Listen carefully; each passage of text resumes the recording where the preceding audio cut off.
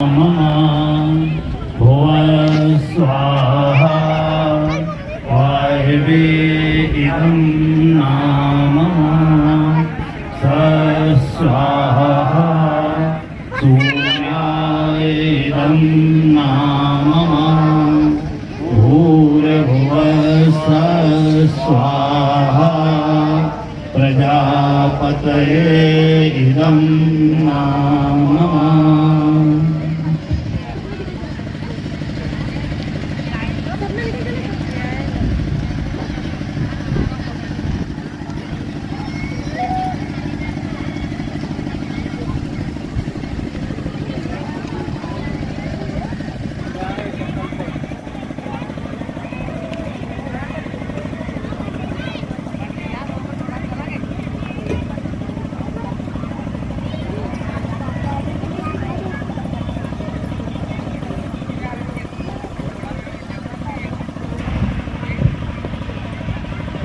सप्तश्लोकी धर्मादेश यदा सृष्टं जगत्सर्वं तदा लोकपितामहः चतुर्वेद समायुक्तं शाश्वतं धर्ममादिशत् किं सत्कर्म किमध्यात्मं यदि विज्ञातुमर्हति अनुशासनं त्रिसत्य शरणागतिं सत्यं शरणं गच्छामि सत्यधर्मं शरणं गच्छामि सत्यधर्म संघं शरणं गच्छामि सत्यं शरणं गच्छामि सत्यधर्मं शरणं गच्छामि सत्यधर्म संघं शरणं गच्छामि सत्यधर्मं शरणं।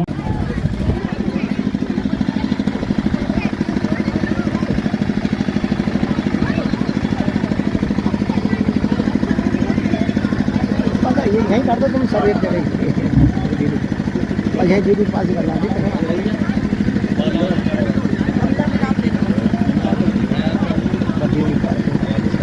मैं दीदी ममता ठाकुर जी से निवेदन करूंगा कि वो यहाँ आए और परम पूज्य संचालिका जी का स्वागत करें। दीदी आश्रम के व्यवस्थापक आदरणीय डॉक्टर विवेक पोद्दार जी से मैं निवेदन करूंगा कि वो हमें दो शब्दों से अनुग्रहित करें और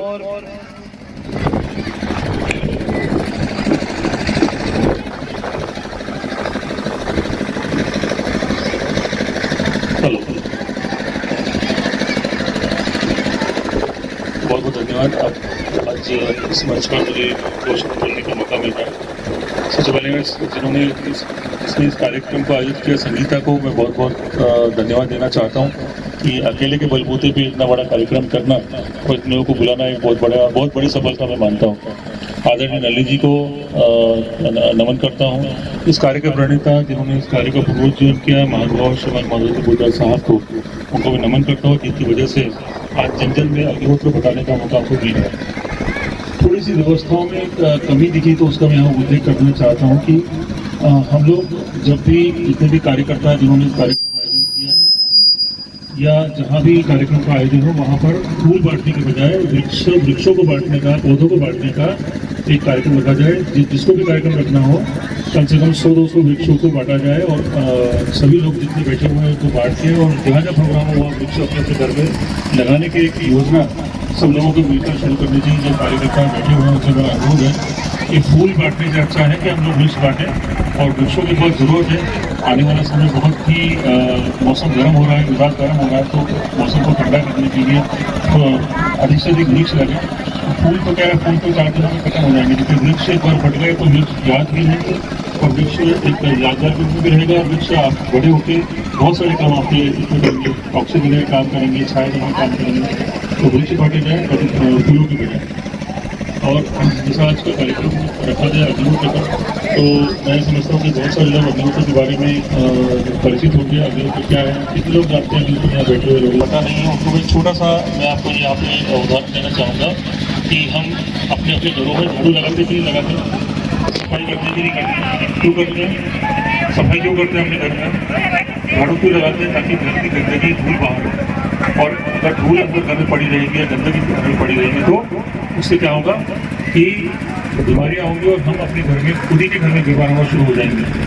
और आज क्या हो रहा है, आज के समय में हमने क्या किया, अभी तो झाड़ू लगा रहे हैं पर हमने वातावरण के अंदर झाड़ू लगाना बंद कर दिया। इसका मतलब क्या हुआ कि हमने प्रकृति को देना बंद कर दिया है, प्रकृति के बारे में सोचना बंद कर दिया है, उसके बारे में चिंतन करना बंद कर दिया है, उसके बारे में विचार करना बंद कर दिया है। और हम सब कुछ जब किसी भी चीज़ से हम लोग देखिए, एक सीधा सा उदाहरण है कि किसी के घर में भी हम लोग किराएदार बन के रहेंगे तो उसके घर में किराया देना पड़ेगा, हमको उसका पूरा जो है घर का मेंटेनेंस करना पड़ेगा। ये सब जो है वो उसमें एग्रीमेंट में लिखा होता है कि नहीं।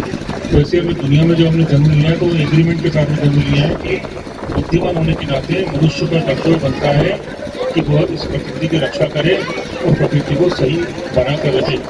और आप देखिए कि आज के समय में क्या हो रहा है कि जो ये प्रकृति है बिगड़ रही है, गड़बड़ हो रहा है, मौसम में गड़बड़ हो रहा है, सब चीज़ें गड़बड़ा रही हैं। क्यों गड़बड़ा रही है कि हमने एक बहुत बड़ी प्रथा, हमने एक बहुत बड़ा नियम तोड़ दिया। तो वो नियम है कि हमने यज्ञों को अपने घर से बाहर निकाल दिया या यज्ञों का हमने अनुसरण करना बंद कर दिया। और जब हमने घर में यज्ञों का अनुसरण बंद करना बंद कर दिया तो ये सब मौसम का चक्कर बिगड़ना शुरू हुआ, प्रकृति का चक्कर बिगड़ना शुरू हुआ। आज से बहुत साल पहले यदि हम थोड़े समय की बात करें तो 2001 में या 1990 में मौसम इतना बिगड़ा हुआ नहीं था। आप लोगों को पता होगा, जो पुराने लोग जानते हैं कि 1990 में इतना मौसम बिगड़ा हुआ नहीं था। कि 2002-2003 के बाद में मौसम इस तरह से बिगड़ना, मौसम चक्र बिगड़ना शुरू हुआ। और मौसम चक्र बिगड़ना शुरू क्यों हुआ है? क्योंकि हमने देना बंद कर दिया है। टोटल हम देना चाहते ही नहीं। और देखिए कि आप किसी भी मकान मालिक के घर में रहेंगे और वहाँ आपको किराया नहीं देंगे तो क्या होगा, तो मकान मालिक आपको घर से बाहर निकाल देगा। क्योंकि यहाँ पे इसको जो हम किराएदार हैं, इस प्रकृति में किराएदार है कि नहीं, भले भाड़ा नहीं दे रहे हो आज भी किराएदार है कि नहीं, तो हम प्रकृति का भाड़ा तो दे नहीं रहे हैं और वसूली सारी कर रहे हैं। हमें हवा भी चाहिए, पानी भी चाहिए, दुनिया भर की चीज़ें चाहिए और देना कुछ नहीं है।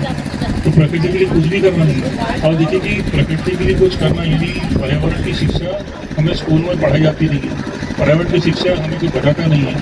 पर्यावरण की शिक्षा किसी भी जगह पर पढ़ाई जाती नहीं, किसी कोई बताने वाला नहीं कि पर्यावरण के लिए रक्षा करने के लिए क्या करना होगा। और देखिए कि इस धरती का एक भगवान ने नियम बनाया कि धरती के भगवान ने कोई भी चौकीदार रखा हुआ नहीं है आपको ये देखने के लिए कि आप उसको यहाँ से क्या लेकर जाओगे।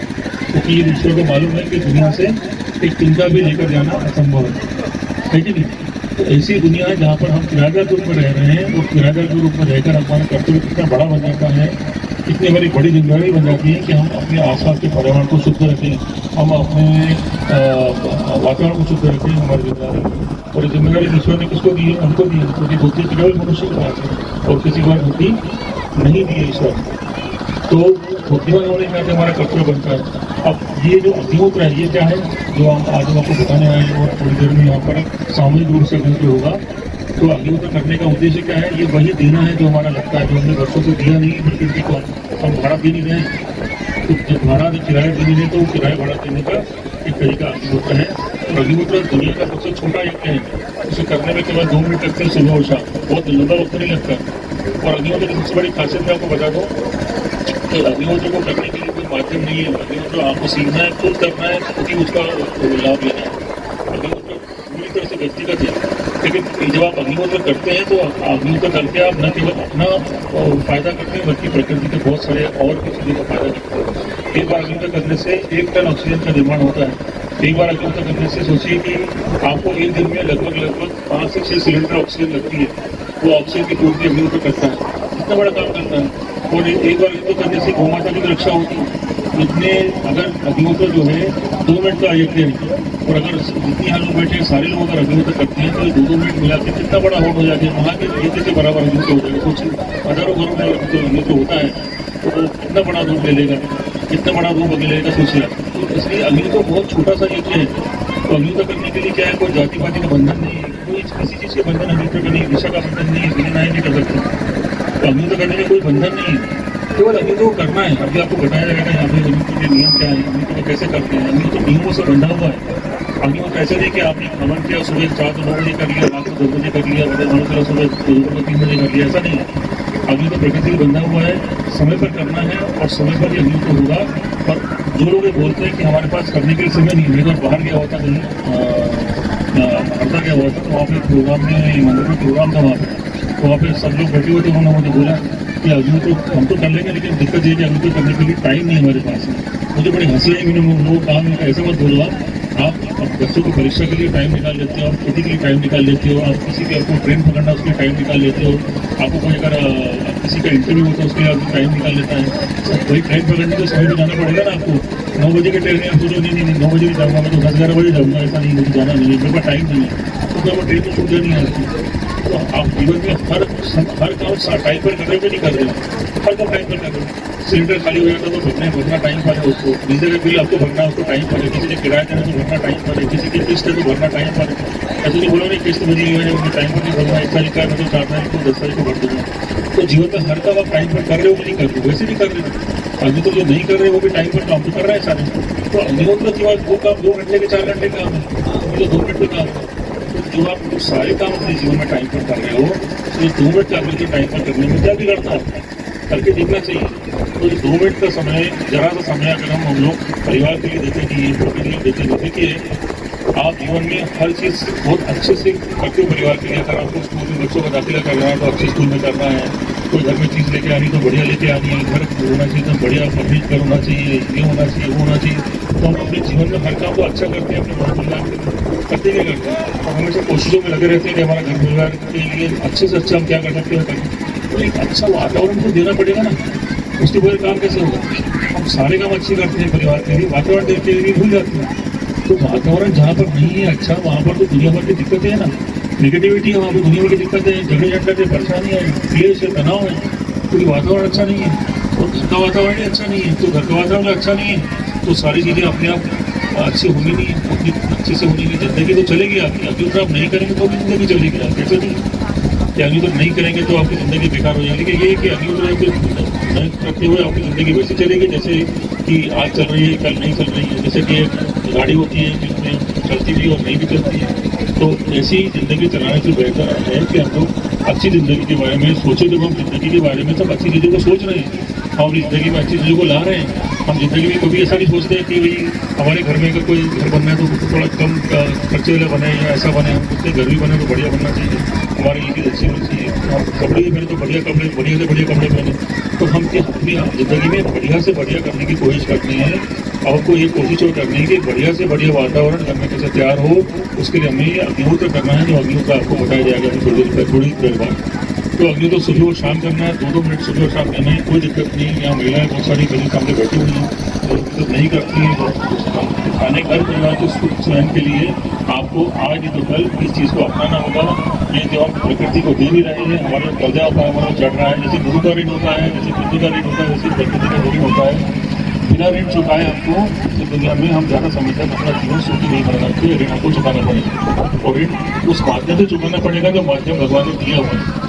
ये उस माध्यम का माध्यम क्या होगा, सुबह और शाम 2-2 मिनट देने, अगर पूरा हो गया और कुछ भी आप करते रहो, जिंदगी में कोई मतलब नहीं है। इसलिए अग्निहोत्र करने के लिए कोई जाति पाति का बंधन नहीं है, कोई धर्म का बंधन नहीं है, कोई गुरु का बंधन नहीं है, कोई भी बंधन नहीं है।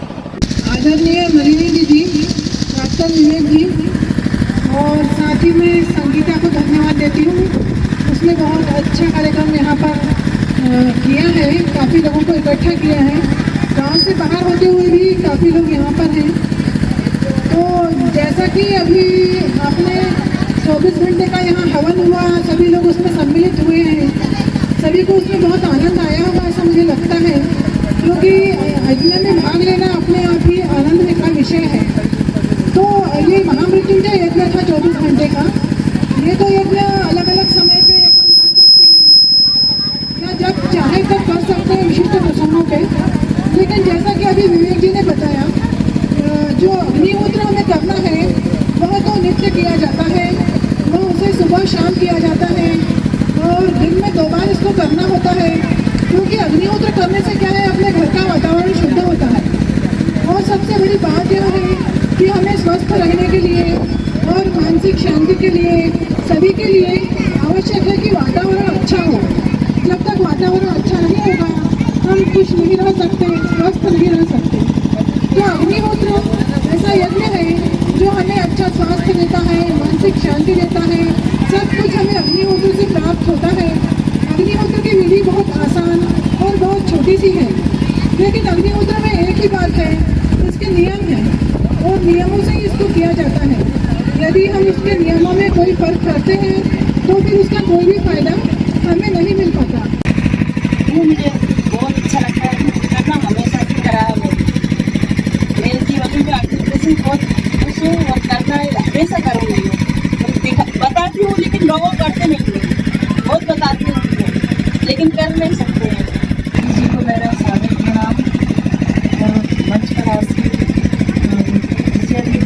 और दिव्य भैया को मेरा सादर प्रणाम और यहाँ पर बैठे सभी लोगों को मेरा प्रणाम कि आप लोग यहाँ आए हैं इस कार्यक्रम को सुनने के लिए। इसके मैं आप लोगों का भी आभारी हूँ और धन्यवाद आप लोगों का, दिल से धन्यवाद कि आप सभी लोग यहाँ उपस्थित हुए हैं।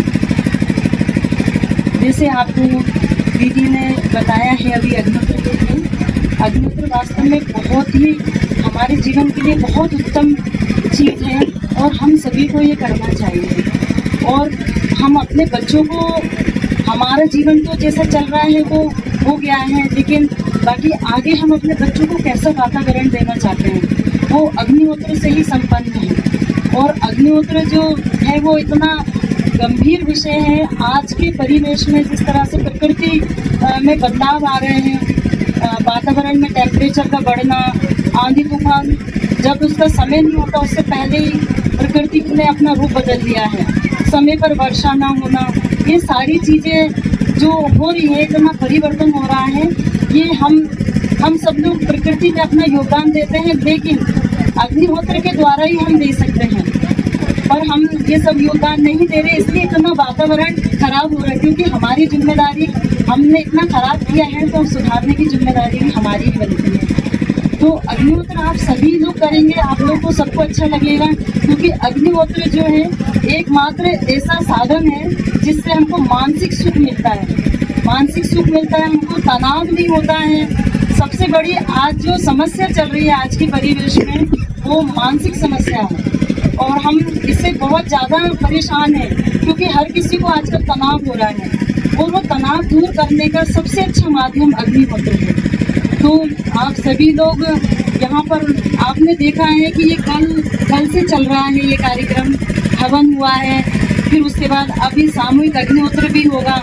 तो आप सब लोग इससे जुड़िए, आप लोग जुड़ेंगे और इसको अपने जीवन में लाएंगे तो आप लोग को भी और आपके परिवार को भी बहुत सुकून मिलेगा इसको करने से। और आगे हमारी प्रकृति भी जिस तरह से खराब हो रही है तो उसमें भी इसमें परिवर्तन आपको इसमें मिलेगा।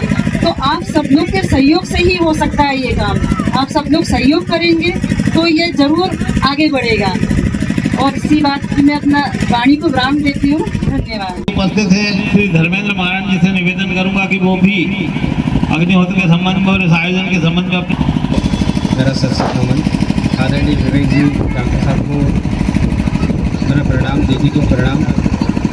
ये कार्यक्रम जब फर्स्ट टाइम डिसाइड हुआ, हमारी आदरणीय संगीता जी उन्होंने बोला कि मुझे यहाँ पे कार्यक्रम करना है, इस स्थान पे कार्यक्रम करना है, तो मैं ज़्यादा समय तो नहीं दे पाया, लेकिन एक बार आया ज़रूर।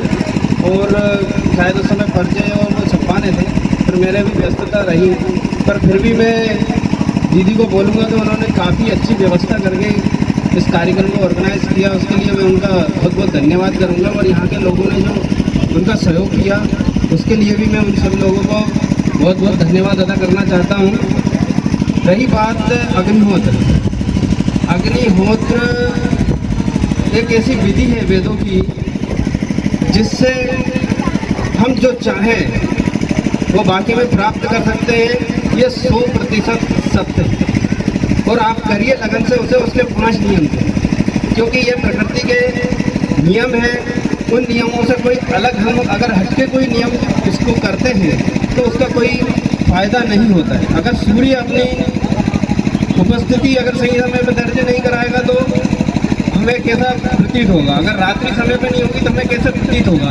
इसीलिए परमात्मा परमेश्वर ईश्वर ने हमें पूरे हमारे जितने भी देवी देवता जिन्हें हम मानते हैं, 33 कोटि देवी देवता हम जो मानते हैं, उनकी आराधना करने का एक समय निश्चित किया है। वो समय है सूर्य उदय और सूर्यास्त। इसके अलावा और कोई सा समय हो ही नहीं सकता, क्योंकि यही वो एक प्रकृति का ऐसा नाजुक समय होता है जिस समय जब हम प्रकृति में अगर सूर्योदय हो रहा है तो प्रकृति में अपने आप चेंजेस होने लगते हैं, और जब सूर्य अस्त होता है तब प्रकृति में ऐसे नाजुक समय में परिवर्तन होते हैं। तो ये वो परिवर्तन की बेला होती है। इस बेला में जब हम हमारे किसी जो भी हम आराध्य देव मानते हैं, हमारे हिंदू धर्म में हो चाहे कोई से भी धर्म में जो भी आराध्य देव मानते हैं, उनको साक्षी मान के जब घी चावल की हम आहुति देते हैं और हम उन्हें साक्षात उस अग्नि में उनके दर्शन कर सकते हैं। ये इसका बहुत बड़ा और वास्तविक परिणाम साक्षात मैंने तो देखा ही है। और अगर आप इसके 5 नियम से करेंगे तो जो चाह रहे हैं जिंदगी में वो पाने के लिए तैयार हो जाइए, और वो मिलेगा, 100% मिलेगा। बस इसके नियम जो हैं, जो नियम उसी के साथ हमें ऐसे करना है। यही मेरा ज़िंदगी का बहुत बड़ा वास्तविक अनुभव है, और मैंने जो चाहा इस ज़िंदगी में वो पाया है। और अगर मेरा अग्निहोत्र ऐसे ही चलता रहा और मेरा आचरण ऐसा ही रहा तो आगे भी जो चाहूँगा मैं जो अग्निहोत्र कामधेनु वो चीज़ प्रदान कर देगी। इसलिए आप सभी से मेरा निवेदन है, आप जिस भी देवी देवता को मानते हैं, जहाँ भी जाते हैं, सब करिए, उसके लिए कोई बात नहीं है। लेकिन सुबह और शाम सिर्फ हम उसी देवी देवता को नमन करके 2 घी चावल की आहुति गाय के गोबर के कंडे प्रज्वलित करके दे, वो साक्षात देवी देवता आपके घर में विराजमान होंगे। यह 100% मैंने पाया है और आप भी पाएंगे। धन्यवाद। बड़ा कार्यक्रम करना चाहती हूँ। तो असल में होता क्या है कि जो लोग खुद अग्निहोत्र कर रहे होते हैं उनको बहुत कुछ मिलता है उससे, और जब किसी को कुछ मिलता है ना तो उसकी क्या इच्छा होती है कि वो लोगों के बीच में जाए, अपनी उस खुशी को बांटे, अपने उसको कुछ मिल रहा है बताए कि मुझे इससे ये मिलता है, आप भी करेंगे तो आपको भी मिलेगा। तो इस तरह के आयोजन इसीलिए होते हैं कि जिस व्यक्ति जो कर रहा है उसको जो खुशी मिल रही है, वो जिस कारण से खुशी मिल रही है वो कारण लोगों को बताना चाहता है, ताकि वो भी उसी तरह से जो खुशी उसको मिल रही है वो खुशी उनको भी मिले। तो इस वजह से ये आयोजन रखा। अभी आपके यहाँ पे कल शाम को 5 बजे यज्ञ शुरू हुआ महामृत्युंजय मंत्र से, और अभी आज 5 बजे 24 घंटे में यज्ञ पूर्ण हुआ। आप सबने उसमें आहुतियाँ दी, एक अच्छा अनुभव आपने उसमें लिया है। और सबसे बड़ी बात होती है कि जो कुछ भी हम अपने हाथ से करते हैं धर्म का आचरण खुद से, उसका हमको 100% लाभ मिलता है। जब हम वो किसी से करवाते हैं, तो जैसे आप महामृत्युंजय मंत्र किसी से करवाएंगे तो वो 1000 करने पर उसका जो प्रभाव होगा वो आपका 100 करने पर होगा। खुद के हाथ से किया होता है। जब हम अपने खुद से करते हैं तो क्या होता है, काया वाचा और मन, यानी शरीर, मन और जुबान, वाचा, सब साथ में हमारा सब लगता है उसमें, तो हमें उसको पूरा परिणाम मिलता है। इसलिए कम भी हो तो भी ज़्यादा प्रभावी होता है। और इसलिए अभी कुछ दिन पहले एक गाँव में ऐसे यज्ञ का आयोजन था, तो पूरे दिन वो जहाँ पे आयोजन था उनसे बार बार पूछ रहे थे कि पंडित लोग कब आएंगे, हवन हो रहा है तो फिर तो भी आएगा ना, फिर तो कराएगा तब तो होगा। पर यहाँ पे जैसे अग्निहोत्र करने का अधिकार सबको मिला है, तो यज्ञ करने का अधिकार भी ईश्वर ने सबको दिया है। अगर हम जानते हैं, हमारे पास ज्ञान है, तो हम खुद से कर सकते हैं। और इसीलिए हम इस तरह का आयोजन रखते हैं जिससे सब में ये भाव पैदा हो कि ये आचरण किसी के माध्यम से कराने की ज़रूरत नहीं है, खुद कर सकते हैं। ईश्वर ने वो अधिकार हमें दिया है, और जब हमें अधिकार कोई भी चीज़ का मिला है तो उसका उपयोग करना चाहिए कि नहीं। वोट डालते हो कि नहीं आप सब लोग? वोट का अधिकार है आपके पास, तो जाते हो, लाइन लगाते हो, वोट डालते हो। ऐसे ही यज्ञ करने का अधिकार भी ईश्वर ने आपको दिया है, तो वो जो अधिकार दिया है उसका उपयोग होना चाहिए। और ये बहुत पहले का कुछ समय ऐसा था कि जब ऐसे मतलब ऐसी परिस्थितियाँ बनी थी कि महिलाओं को यज्ञ करने का अधिकार नहीं है, और इसलिए महिलाएं यज्ञ नहीं करती थी, स्वतंत्र रूप से यज्ञ नहीं करती थी, पति के साथ बैठकर ही आहुति दे सकती थी। पर जो ईश्वर का जो धर्म है, जो वेदों ने बताया है, उसमें पुरुष और स्त्री सबको बराबर का अधिकार दिया है। हर कोई अपनी अच्छाई के लिए जो अच्छा काम है वो कर सकता है। तो अग्निहोत्र जिन्होंने बताया, अग्निहोत्र पहले अपने यहाँ पे हजारों साल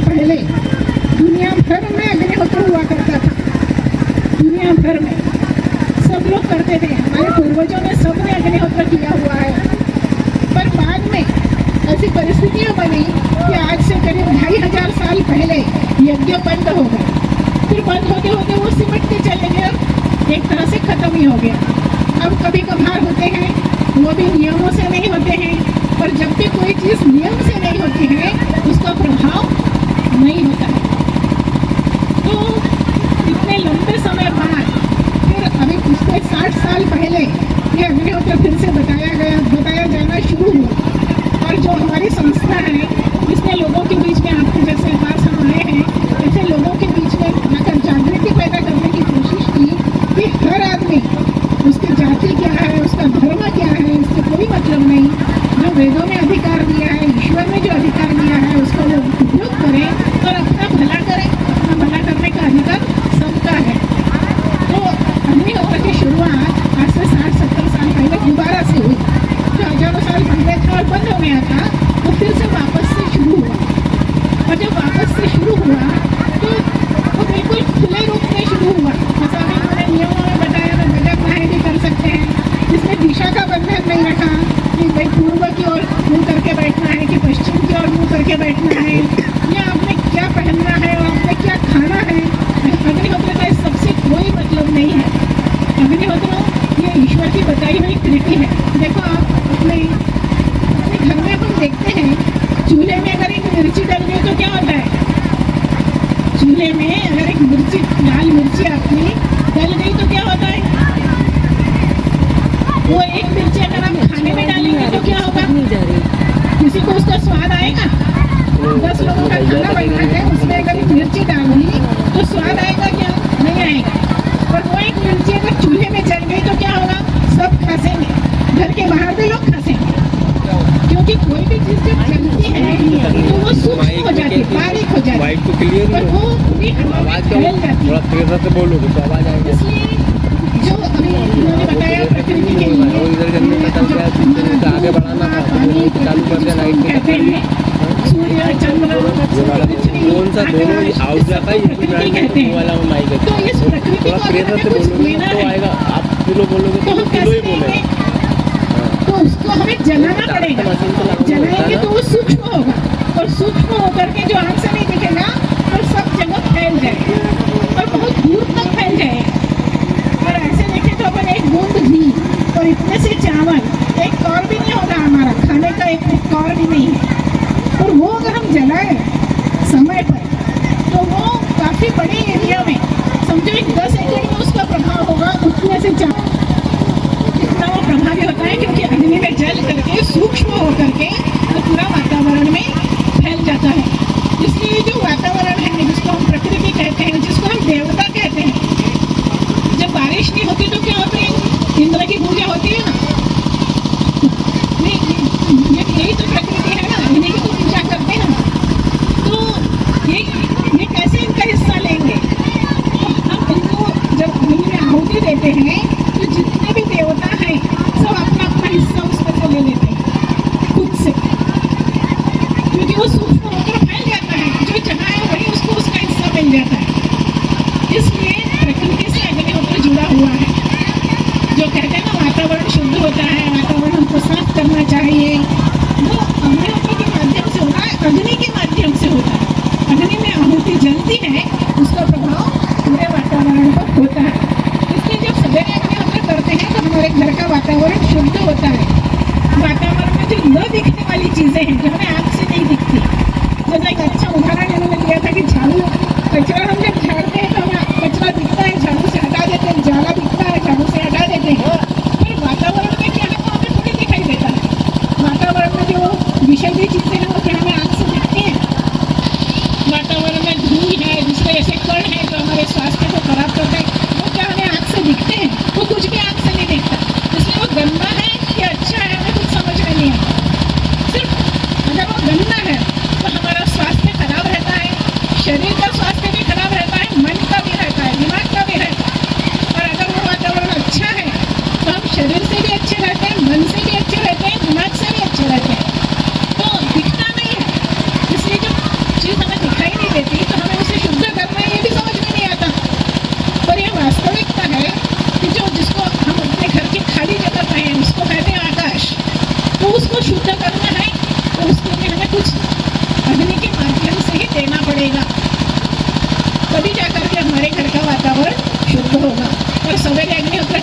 शाम तक शुद्ध बना रहता है, शाम को करते हैं तो सवेरे तक बना रहता है। इस तरह 24 घंटे हमारे घर का वातावरण शुद्ध बना रहता है।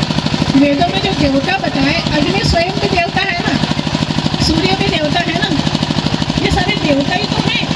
तो ये जो आहुतियाँ हैं, जैसे शाम की अभी हम आहुति देंगे तो पहली आहुति क्या है?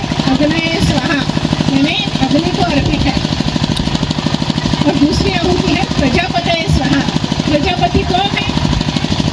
अभी हम कुम्हार को कहते हैं प्रजापति अभी वर्तमान में। तो प्रजापति शब्द का अर्थ क्या हुआ? जो प्रजा का पालन करने वाला है। वो कौन है? सबको मालूम है, उसको हम भगवान कहें, ईश्वर कहें, जो भी शब्द हम इस्तेमाल करें, वो प्रजापति है। तो दूसरी आहुति किसको है? प्रजापति को। प्रजापतये स्वाहा यानी ईश्वर के लिए है। अग्नि, प्रजापति और सूर्य, ये तीनों शब्द जो है ये ईश्वर के लिए आए हैं। और इस मंत्र का अर्थ इतना सा है कि जो सब कुछ हमारा है, जो जिन चीज़ों को हम हमारा कहते हैं वो हमारा नहीं है, ईश्वर तुमको ही अर्पित है, तुम्हारा तुमको अर्पित है। ये उस मंत्र का भाव है। जैसे अग्नये स्वाहा, अग्नये इदं न मम, अग्नि को अर्पित है, अग्नि का है, मेरा नहीं है। इदं न मम, मेरा नहीं। ये भाव से हम वो आहुति अग्नि में अर्पित करते हैं तो उस ये भाव भी हमारे मन को शुद्ध करता है। हमारे मन में ईश्वर के प्रति श्रद्धा बढ़ती है, विश्वास बढ़ता है और मन हमारा प्रसन्न होता है। तो मंत्रों का भी प्रभाव होता है, हमारी आहुति का भी प्रभाव होता है। विशेष आकार का पात्र उसको इसलिए लिया जाता है कि ये जो वातावरण में फैलाने में मदद करता है। तो ये सारा पूरा जो है ये नियम, इसीलिए इनके जो पाँचों नियम हैं, इन पाँचों नियमों का पालन करना बहुत जरूरी है। अगर हम उसमें से कुछ भी छोड़ देंगे तो हमें अग्निहोत्र का जो प्रभाव मिलना चाहिए वो प्रभाव नहीं मिलेगा। दूसरा, किसी घी का इस्तेमाल इसलिए नहीं होता कि हमें वातावरण शुद्ध करना है, तो वातावरण में जो विष है उसको दूर करने की ताकत केवल गाय के घी में होती है, दूसरे घी में नहीं। दूसरा घी अगर हम डालेंगे तो हम हमारे वातावरण को और गंदा कर देंगे। शुद्ध गलती से भी अग्नि में दूसरा घी नहीं डालना है। कभी भी आपके यहाँ और किसी का कोई हवन होता हो तो भी आप ये ध्यान रखें कि जो भी करने वाला उसको कहना है कि गाय के घी का उपयोग करो, दूसरे घी का नहीं। भैंस का घी नहीं चलेगा, केवल गाय का घी चलेगा। हम गाय को गौ माता क्यों कहते हैं? दूध देती है इसलिए। सबके घरों में भैंसें भी हैं, भैंस माता तो नहीं कहते। दूध देने की वजह से अगर वो माता होती तो भैंस भी दूध देती है। गौ माता इसलिए कहते हैं कि गाय ही एक ऐसा है जिसके घी से यज्ञ हो सकता है। और यज्ञ होते हैं, यज्ञ जब होते हैं तो ही वातावरण शुद्ध होगा। जब वातावरण शुद्ध होगा तो प्रकृति समय पर बारिश होगी, समय पर सब कुछ काम होगा, समय पर ठंड आएगी, समय पर गर्मी आएगी। सब जो प्रकृति का चक्र है समय से चलेगा। तो किसकी वजह से चलेगा? हवन की वजह से। हवन किसकी वजह से होगा? गाय की वजह से। अगर गाय नहीं है तो हवन हो नहीं सकता, और हवन नहीं होगा तो प्रकृति सही हो नहीं सकती, इलाज नहीं हो सकता प्रकृति का। इसलिए गाय को माता कहा जाता है, क्योंकि उसकी सबसे बड़ी उपयोगिता यह है कि उसकी वजह से हवन हो सकता है, उसकी वजह से अग्निहोत्र हो सकता है, उसकी वजह से अन्य हवन कर सकते हैं सारे। अभी जैसे 24 घंटे आपके यहाँ हुआ, 1-2 किलो घी इसमें लगा होगा। वैसे देखा जाए तो 1-2 किलो घी भी अपने आप में कुछ नहीं है, बहुत ज़्यादा नहीं है। 24 घंटे में जितनी हजारों आहुतियाँ हुई हैं उसमें उतना घी लगा है हमको। और ये घी जो है ये वातावरण में जाकर के वातावरण का जो दोष है, विष है वातावरण में, उस विष को नष्ट करता है। गाय के घी के बारे में तो ऐसा कहा जाता है कि अगर सांप काट ले तो गाय का घी पिला दिया जाए तो सांप का विष नष्ट हो जाता है। गाय के बारे में क्या बोलना है? आप लोग सब जानते हैं गाय का महत्व क्या है, गाय के घी में क्या ताकत है, गाय के गोबर में। इस पर तो भक्त भाषण दिया जा सकता है। इतनी जबरदस्त चीज़ है गाय का घी और गाय का गोबर और गाय का दूध। तो अग्निहोत्र में हम यही चीज़ें इस्तेमाल कर रहे हैं ना। गाय का गोबर जो होता है, जो गाय के गोबर का कंडा होता है, ये भी कृमिनाशक होता है, यानी कीड़ों को खत्म विष नाश करने की क्षमता गाय के घी में होती है, इसीलिए इसमें गाय का घी और गाय का गोबर का कंडा इस्तेमाल में लिया जाता है। तो इसलिए प्रकृति का आधार कौन है, यज्ञ का आधार कौन है, तो गाय को हम माँ जो कहते हैं सिर्फ इस वजह से कहा जाता है कि उसके बगैर प्रकृति चल ही नहीं सकती। तो अग्निहोत्र में हमको ये ध्यान रखना है कि दूसरा घी अगर खत्म हो गया तो चलो छूट नहीं जाए, जो घी है उसी से आहुति दे दो, ऐसा नहीं कर सकते। उसके बजाय उस समय मत करो, 2 दिन नहीं कर पाओ कोई बात नहीं, 2 दिन में गाय के घी की व्यवस्था करो, तभी अगली आहुति देनी है। गलती से भी दूसरे घी से आहुति, भले घर में बना हुआ हो, दूसरे घी की आहुति नहीं देना है।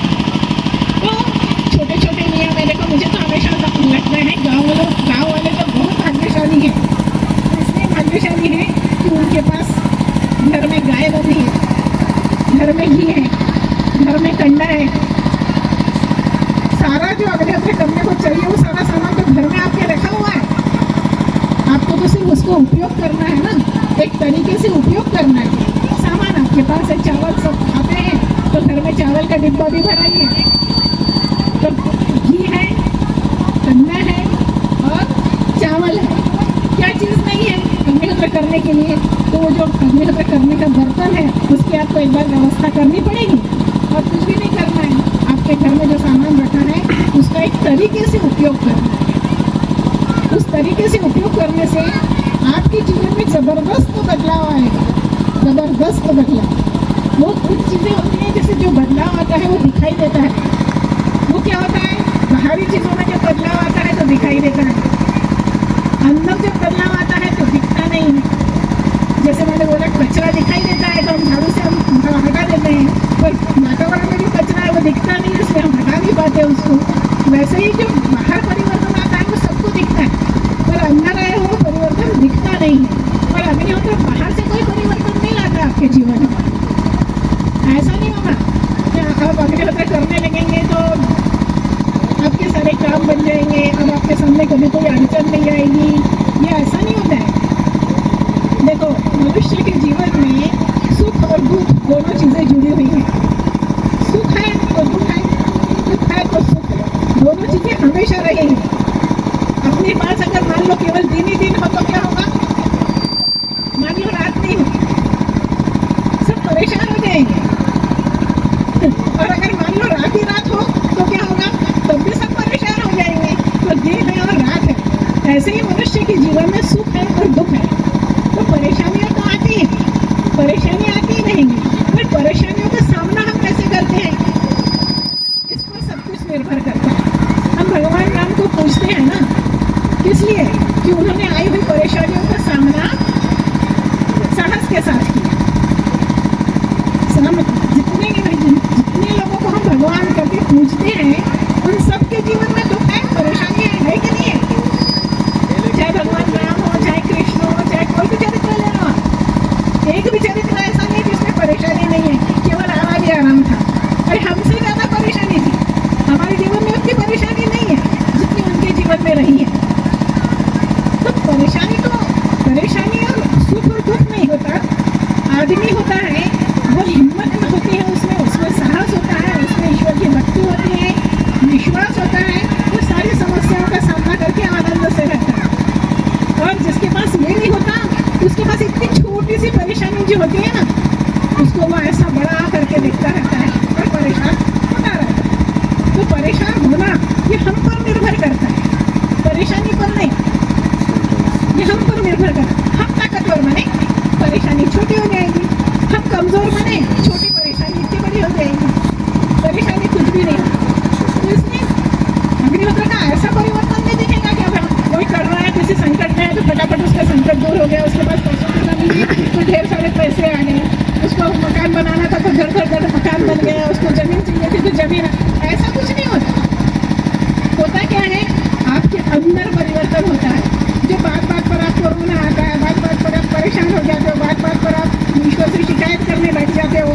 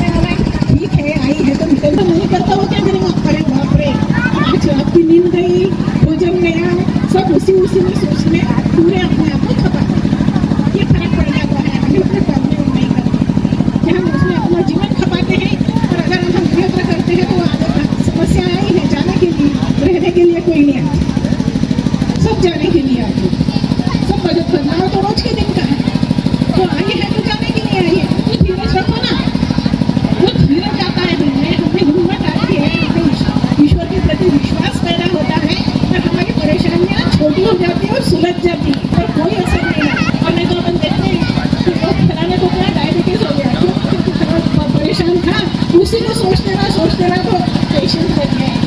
ये अग्निहोत्रियों के साथ नहीं होता, वो कभी बीमार इस वजह से नहीं होते क्योंकि वो परेशानी ऊपर हावी नहीं होती।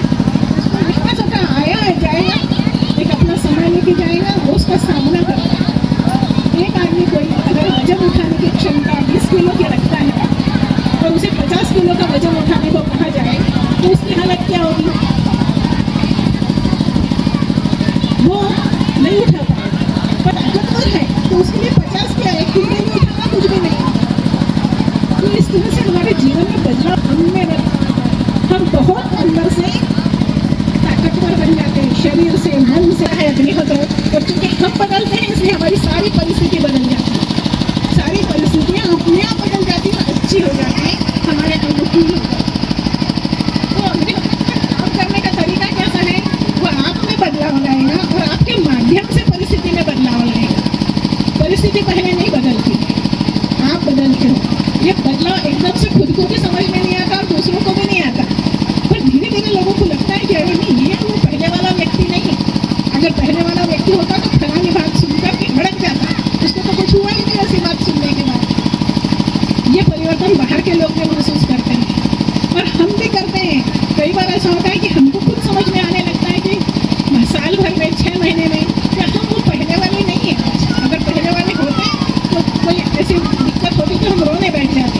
हम रोने नहीं बैठने वाले हैं, हम दूसरा रो रहा होगा तो उसको हिम्मत देने वाले हैं। इतना परिवर्तन ये हम खुद अपने आप को महसूस करते हैं। तो अग्निहोत्र हमको अपने आप को बनाने के लिए करना है। अगर घर का एक व्यक्ति मतलब एक व्यक्ति भी अगर चिड़चिड़ा है, एक व्यक्ति भी परेशान करने वाला है तो पूरा घर परेशान होता है। तो घर में अग्निहोत्र होने से क्या होता है? घर में जितने लोग हैं उन सब लोगों पर अग्निहोत्र का परिणाम होता है। भले करता एक है, सबने नहीं करना है, करना एक ने, पर सब पर उसका प्रभाव होता है और धीरे धीरे सबके विचारों में परिवर्तन आता है, सबके विचार अच्छे होते हैं, उसके आचरण अच्छे होते हैं और अपने आप घर में सुख और शांति आती है जो हमें चाहिए होती है। सारी मेहनत हम काय के लिए करते हैं? दिन भर इसे सुख शांति के लिए करते हैं ना। परिवार में ये सुख शांति तो चाहते हैं, वो अपने आप आती है। उसमें ऐसा नहीं है कि हम किसी को उपदेश दें कि तुम अपने व्यवहार में परिवर्तन लाओ। उसके अगर घर में अग्निहोत्र होगा तो उसके व्यवहार में परिवर्तन अपने आप आता है। ये अग्निहोत्र का प्रभाव है। तो बच्चे हों या बूढ़े हों, जवान हो, महिलाओं हो, पुरुष हो, सब जितने भी घर में रहते हैं उन सब पर अग्निहोत्र का अच्छा परिणाम होकर घर में एक अच्छा सुखद और शांतिदायक वातावरण होगा जो हमें चाहिए। कहते हैं ना कि शक्कर में डूबो करके रखो, खूब अच्छे से खाओ पियो, पर सुकून नहीं है तो शरीर को नहीं लगता। तो रूखी रोटी भी खाओ पर मन से प्रसन्न हो तो वो लगती। तो हमें हमारे घर का वातावरण ऐसा बन जाता है अग्निहोत्र करने से। तो यहाँ बैठे हुए सब भाइयों को भी कहूँगी, मैं बहनों को भी कहूँगी कि इस चीज़ को समझने की कोशिश करो। आप ज़्यादातर लोग यहाँ इसी गाँव के होंगे, संगीता यहीं की रहने वाली है, वो वर्षों से अग्निहोत्र करती हैं। उसके पास अगर आज का पूरी तरह से समझ में नहीं भी आया तो संगीता से बाद में मिलना, उससे और अच्छे से समझना और हिम्मत करके एक बार शुरू करना अग्निहोत्र। छूटता है, कभी छूटेगा, कभी होगा, कभी छूटेगा, धीरे धीरे आदत में आ जाएगा। और एक बार आदत में आ गया तो आपको ये समझ में आएगा कि अग्निहोत्र के बगैर की जिंदगी बेकार जिंदगी है, क्योंकि वो तो आपने जी है। अग्निहोत्र करने के बाद अग्निहोत्र का महत्व आप खुद दूसरों को बताना शुरू करोगे। और यही उसका उद्देश्य है इस कार्यक्रम को करने का, कि जो आनंद वो ले रही है, जो सुख वो अनुभव कर रही है, वो बाकी के लोग भी करें। यहाँ जो 3-4 लोगों ने अपने अग्निहोत्र के अनुभव बताए, उन सबके पीछे का उद्देश्य यही है कि आप लोगों के मन में भी ये विचार आए कि 10 मिनट सवेरे और 10 मिनट शाम कैसे भी करके हम निकालें अपने घर के भले के लिए। सारे देवी देवताओं की संतुष्टि केवल मात्र अग्निहोत्र से होती है। बाकी का अलग अलग सबको कितना पूजोगे, 33 कोटि देवता पूजे जा सकते हैं, पर एक अग्निहोत्र से 33 कोटि देवता पूजे जा सकते हैं। एक इकलौता अग्निहोत्र करके तो हमें उस अग्निहोत्र को आना है। अब अभी सामूहिक अग्निहोत्र होगा, आप लोग वहाँ बैठे होंगे, सीखेंगे उसको कि कैसे किया जाता है। फिर आपको अपना विचार बनाना है और अपने घरों से प्रारंभ करना है। इससे अच्छा बात के ऊपर अग्निहोत्र की तैयारी करते थे वो बैठना है भाई, सबको लेके जाओ दीदी।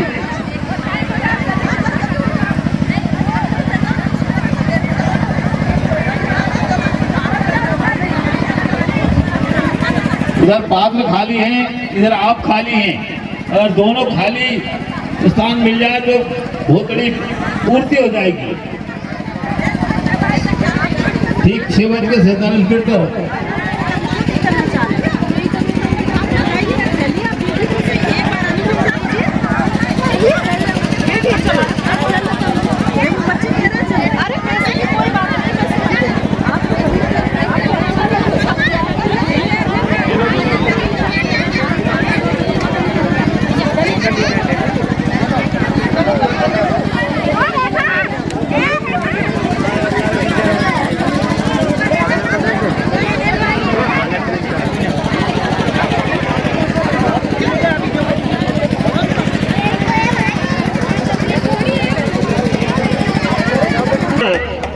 जहाँ स्वाहा शब्द आएगा, 2 मंत्र हैं, 2 उच्चारण होंगे।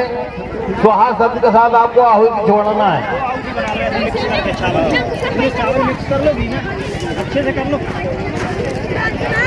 आपको अग्नि प्रज्वलित करना है अपने अपने पात्रों में। पात्र खाली है, उन पर सब पर सभी लोग बैठ जाएं। एक भी पात्र खाली नहीं रहना चाहिए, ऐसा निवेदन है। यहाँ माइक से आपको जाएगा कब अग्नि प्रज्वलित करना है और कब आहुति देना है। जैसा जैसा यहाँ से माइक से बताया जाए वैसा आप करते जाएं। ये आयोजन हमारा अपना है, ये कार्यक्रम हमारा अपना है, ये जीवन हमारा अपना है। इसको जितना सफलता की ओर ले जाएंगे, सार्थकता की ओर ले जाएंगे, उतना ही हम सुख भी प्राप्त करेंगे। आज का ये दिन रामपुर की कला के निवासियों के लिए और हम सबके लिए बड़ा ही सौभाग्य का दिन है कि आज इतने बड़े आयोजन का हमें शुभ अवसर प्राप्त हुआ। अभी 6:30 हुआ है। अभी किसी को भी अग्नि प्रज्वलित नहीं करना है। भाइयों से निवेदन है कि सब पात्रों पर कपूर, चावल और घी पहुंचा दें। कोई भी पात्र छूटे नहीं, ऐसा ध्यान रखें। ठीक 6:40 पर अग्नि प्रज्वलित करेंगे और ठीक 6:47 पर मैं यहाँ से मंत्रोच्चारण करूंगा और मंत्रोच्चार में जहाँ स्वाहा शब्द में बोलूंगा वहाँ आपकी आहुति केवल 2 मंत्र और 2 आहुति। दुनिया में सबका छोटा यज्ञ, दुनिया में सबसे सस्ता यज्ञ और दुनिया में सबसे महान यज्ञ आज हम सब कर रहे हैं। ये हमारा सौभाग्य है। सबसे छोटा, सबसे सस्ता, सबसे महान, सबसे ताकतवर, आपको हर सुख की कला आज का ये अग्निहोत्र यज्ञ जिससे हम सबको आहुति देने का सौभाग्य मिल रहा है। ये समय की साधना है और इस समय को जिसने साध लिया उसने ईश्वर को साध लिया। ये निवेदन है कि कृपया ठीक समय पर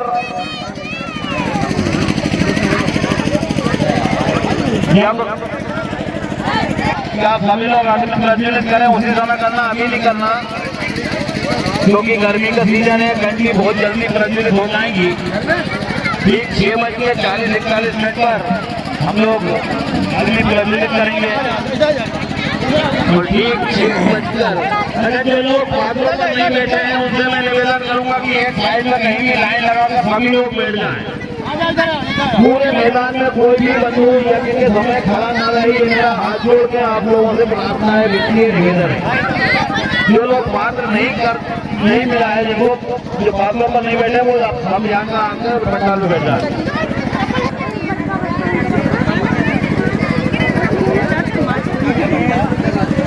जिन पात्रों पर छोटे बच्चे बैठे हैं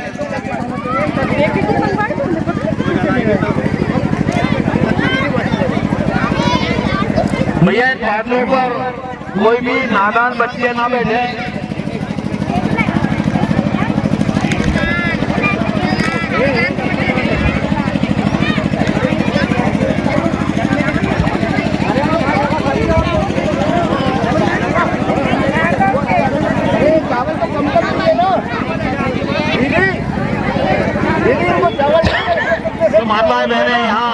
नहीं बैठे हैं, अपनी बातों के चर्चा के बजाय दीदी के पास में जाके बैठे हैं और अग्निहोत्र को समझे। दीदी स्वयं आपके सामने अग्निहोत्र कर रही है, वहाँ कम से कम अपने जीवन का एक उद्देश्य आपको प्राप्त होगा सार्थक।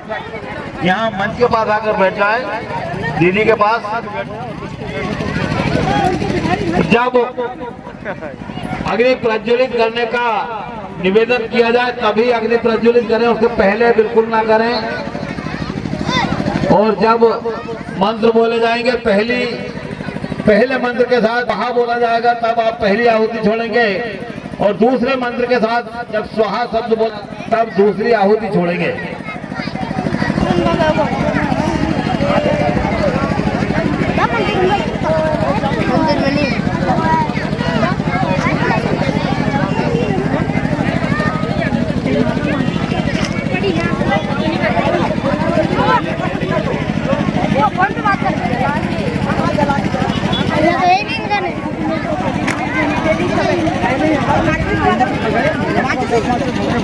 सभी को घी और चावल मिल गए क्या? जिनको अभी तक घी और चावल नहीं मिला हो वो कृपया हाथ ऊंचे कर दें। भैया जिस लाइन में हाथ ऊंचे दिख रहे हैं वहाँ घी और चावल पहुँचाने के लिए अवसर करें। अरे कोने में ले लो ना, अभी टाइम अग्नि प्रज्वलित करने के लिए जब आपसे कहा जाएगा तभी आप अग्नि प्रज्वलित करेंगे, उसको पहले मत कीजिएगा। जहाँ जहाँ सामग्री घी और चावल नहीं पहुँचा है वहाँ घी और चावल पहुँचा है। पात्र में कंडियों को ऊपर एक आड़ी कंडी जमा भी हो ढक्कन के रूप में, उस कंडी के ढक्कन को अभी हटा के अलग रख दें। वो प्रज्वलित करने के बाद उस कंडी को ढक देंगे ना तो अग्नि अंदर ही अंदर प्रज्वलित होगी। आपको एक महान अनुभव भी आज मिलने वाला है जीवन का, जो हमें सार्थक और सफल जीवन की ओर ले जाने वाला मार्ग है।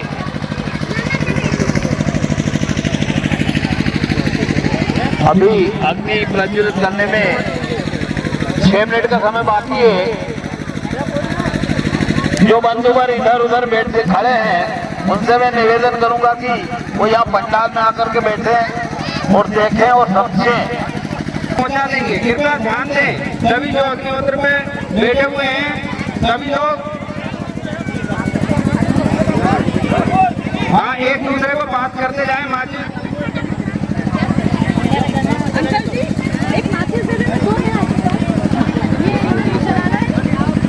अग्नि देख लीजिए प्रज्वलित हो चुकी है सभी जगह, कोई बात छूटता तो नहीं। कार्यकर्ता ध्यान दें।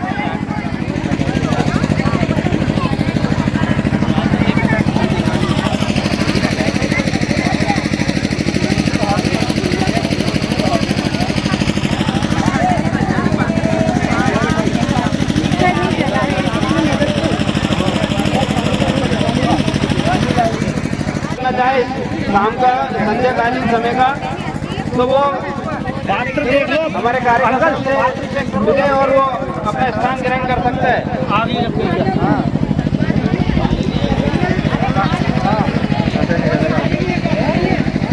ठीक है, मैं आप सब लोग इधर कृपया ध्यान दें। हेलो, कृपया सब लोग ध्यान दें। आज शाम 6:47 पे आज शाम का में अभी तक जिन लोगों ने दो आहुतियाँ नहीं बनाई है वो कृपया अपनी हथेली पे 2 आहुति बना के रख लें। ये चावल मिक्स कर लिया, उसमें अच्छे से मिक्स करके घी को चावल के साथ 2 आहुति अपनी हथेली पे बना के रखें। और जैसे ही 6:47 का समय होगा यहाँ से हम मंत्र उच्चारण करेंगे। मंत्र उच्चारण में जैसे ही स्वाहा आएगा वहाँ पे आपको आहुति डालना है।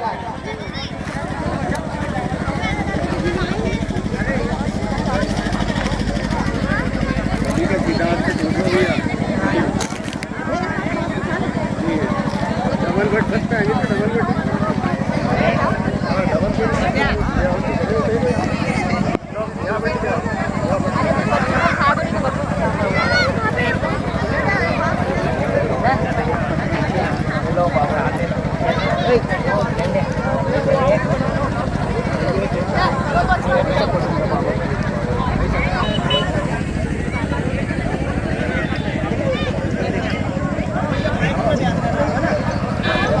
पे बोलेंगे ना उस टाइम में ध्यान देना है ना, माइक पे ध्यान। अभी हम जो शाम को जो वेद मंत्र उच्चारण करते हैं वो वेद मंत्र बताने जा रहा हूँ। उस वेद मंत्र को दोहरा मंत्र में बोलने जा रहा हूँ। कृपया कर सभी लोग ध्यान दें। आहुति अभी नहीं डालना है, अभी 5 मिनट शेष है। सिर्फ मैं मंत्र दोहरा रहा हूँ, आप भी मेरे साथ एक बार मंत्र दोहरा लीजिए। अपने मन में एक बार मंत्र दोहराने का काम करिए, लेकिन आहुति नहीं डालना है, इस चीज को विशेष ध्यान रखें। शाम का वेद मंत्र है अग्नय स्वाहा। आपको पहली आहुति डालना पड़ेगी जब अग्नय स्वाहा बोला जाएगा। इसके उपरांत दूसरा मंत्र बोला जाएगा प्रजापते स्वाहा। आपको दूसरी आहुति डालना है प्रजापते इदं नमः। यही 2 वेद मंत्र हैं जो संध्याकालीन समय में अग्निहोत्र करने के समय बोले जाते हैं। तो आप सभी लोग मन ही मन में इस मंत्र को एक बार और दोहरा लीजिए। अग्नय स्वाहा पहली आहुति डालेंगे, फिर बाकी मंत्र का दूसरा बोलेंगे अग्नय इदं नमः। प्रजापते स्वाहा दूसरी आहुति है प्रजापते इदं नमः। और हमसे बना के काम ये होना चाहिए कि मेरा जो कुछ भी है सब परमात्मा परमेश्वर आपका है और है वहाँ अग्निहोत्र के माध्यम से के माध्यम से। इसलिए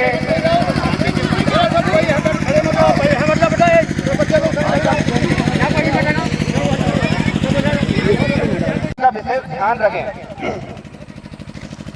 सभी कार्यकर्ताओं से मेरा निवेदन है अलग अलग लाइन में रहें और ध्यान दें सभी लोगों पर। 10 सेकंड मात्र शेष रह गए हैं। मैं वेद मंत्र उच्चारण करने जा रहा हूं। आप सभी लोग एक एक आहुति अपने हाथ में ले लें जल्दी से। समय आग्नेय स्वाहा आग्नेय इदं नमः। प्रजापते स्वाहा प्रजापते